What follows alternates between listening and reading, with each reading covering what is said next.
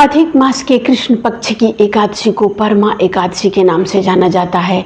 एकादशी व्रत तभी पूर्ण माना जाता है जब इस व्रत के दिन आप एकादशी व्रत की कथा को सुनते हैं। इसीलिए जो भी व्यक्ति एकादशी का व्रत रखते हैं वो एकादशी व्रत के दिन एकादशी व्रत की कथा को अवश्य सुने। इसकी कथा इस प्रकार है।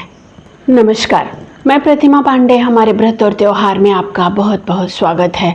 आज हम आप सभी को अधिक मास की परमा एकादशी की कथा सुनाने वाले हैं। कथा इस प्रकार है। कौटिल्य नगर में एक सुमेधा नाम का गरीब ब्राह्मण रहता था। वह ब्राह्मण बहुत ही धर्म पर चलने वाला था। में उसकी स्त्री धर्म पर चलने वाली और पतिव्रता थी, किंतु पूर्व जन्म के पाप के कारण वो दोनों ब्राह्मण और ब्राह्मणी अत्यंत दरिद्र का जीवन व्यतीत करते थे। भिक्षा मांगने के बाद भी उन्हें कुछ भी प्राप्त नहीं होता था। इसके बावजूद भी जो ब्राह्मणी थी वह अपने पति की सेवा करती थी, अतिथि का सत्कार करती थी। दोनों पति पत्नी घोर निर्धरता का जीवन व्यतीत करते थे। एक दिन ब्राह्मण ने अपनी पत्नी से कहा कि जब भी मैं कोई धनवान के पास भिक्षा याचना करता हूँ तो वो मुझे मना कर देते हैं।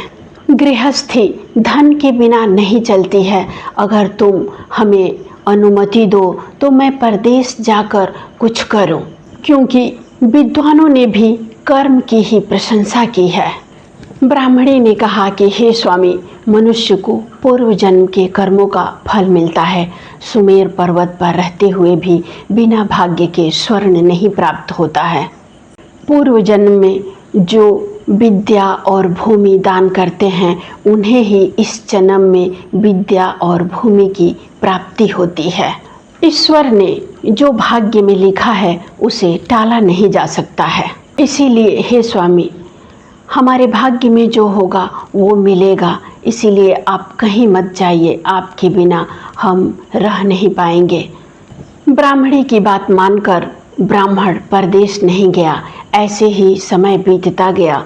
बहुत समय के बाद उस नगर में कौटिल्य ऋषि आए और कौटिल्य ऋषि को देखकर ब्राह्मण और ब्राह्मणी अति प्रसन्न हुए। उन्होंने कहा कि अहो भाग्य मेरे कि आप पधारे, और उन्होंने कौटिल्य ऋषि का बहुत ही सेवा सत्कार किया। उन्हें आसन पर बिठाया और यथाशक्ति जो भी था उनके पास उनको भोजन कराया।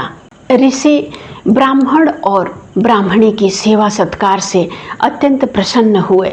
तब ब्राह्मणी ने कहा कि हे ऋषिवर, मैंने अपने पति को परदेश जाने से रोका है। मुझे पता है कि हमारी दरिद्रता का नाश करने के लिए आप हमें कोई उपाय बताएं जिससे हमारी दरिद्रता का नाश हो जाए।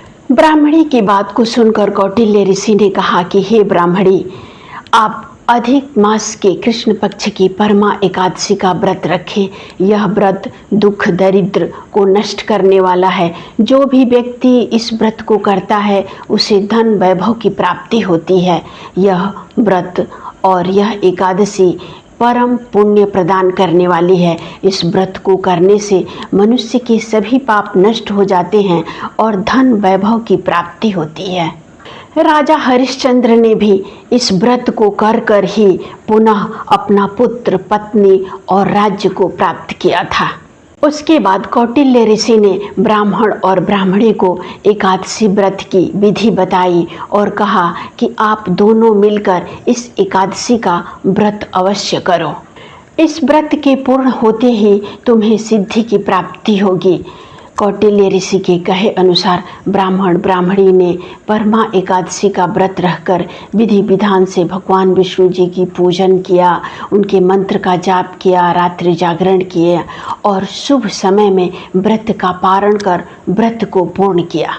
व्रत पूर्ण होते ही एक राजा का दूत ब्राह्मण ब्राह्मणी के पास आया और सभी सामानों से सुसज्जित परिपूर्ण एक घर ब्राह्मण ब्राह्मणी को प्रदान किया और राजा ने ब्राह्मण ब्राह्मणी की जीविका को चलाने के लिए एक नगर दिया। इस प्रकार ब्राह्मण ब्राह्मणी की दरिद्रता दूर हो गई। बहुत दिनों तक सुख भोगने के पश्चात दोनों वैकुंठ लोक को प्राप्त हुए। ये व्रत बहुत ही परोपकारी और अनेक पुण्यों को प्रदान करने वाला है। इस व्रत को करने से व्यक्ति की सभी पाप नष्ट हो जाते हैं और धन धान्य की प्राप्ति होती है। इस व्रत के दिन व्रत की कथा को भी अवश्य सुने, इससे आपका व्रत पूर्ण माना जाता है। आप और आपके परिवार पर भगवान विष्णु जी, लक्ष्मी जी की कृपा सदैव बनी रहे, इसी कामना के साथ अगले वीडियो में हम फिर एक नई जानकारी के साथ उपस्थित होंगे। नमस्कार।